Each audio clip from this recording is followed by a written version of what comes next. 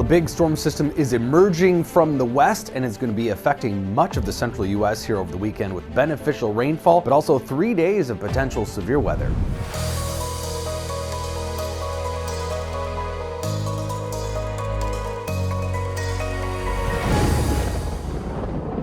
So this is the upper level low we were talking about earlier in the week, really digging into the west, and this is kind of an ideal setup, especially given the time of year, to see some real beneficial rainfall and severe weather for the central U.S. here over the next couple of days. We've got a southerly flow out ahead of it. Dew points are increasing.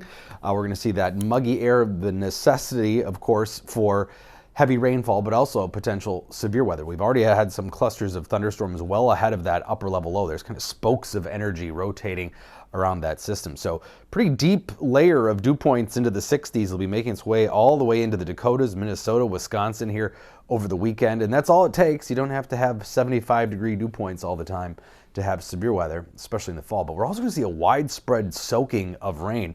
Much of this is anywhere from 1 to 4 inches of rain here through Tuesday. There are going to be spots that see even more than that locally. And this is kind of overlapping almost perfectly with some of the worst drought-stricken areas across much of the plains into Minnesota, Wisconsin.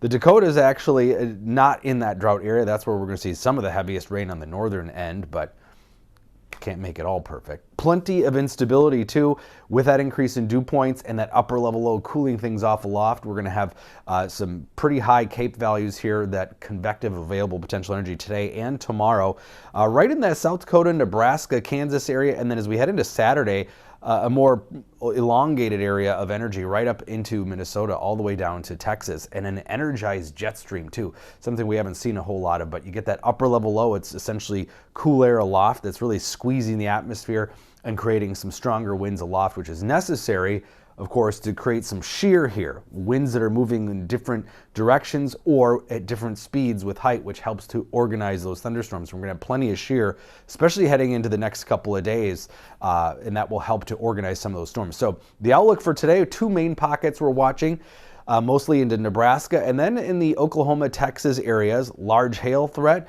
some gusty winds, and even a tornado threat, something we haven't seen a whole lot of lately, but especially Nebraska will be watching the significant tornado parameters pretty high here across Nebraska into maybe even northern Kansas, and then a secondary pocket there in Oklahoma.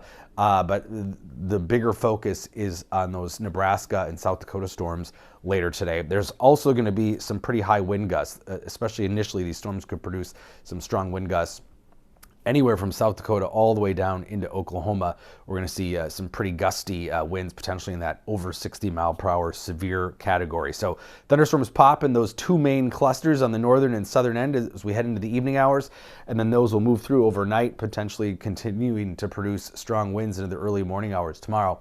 And then Friday, more of a focus, again, Nebraska into South Dakota. Slight risk of severe storms, hail and wind, but also a tornado threat tomorrow. And I think that that's probably going to increase as we head into tomorrow once we get a little closer. I bet the Storm Prediction Center upgrades that, because we're going to see some pretty high parameters here for potential supercells and for potential storms producing tornadic activity into Nebraska and Kansas. So Friday, we're going to watch those storms into South Dakota, Nebraska pop up, and then those storms will continue through the night into southwestern Minnesota, western Iowa.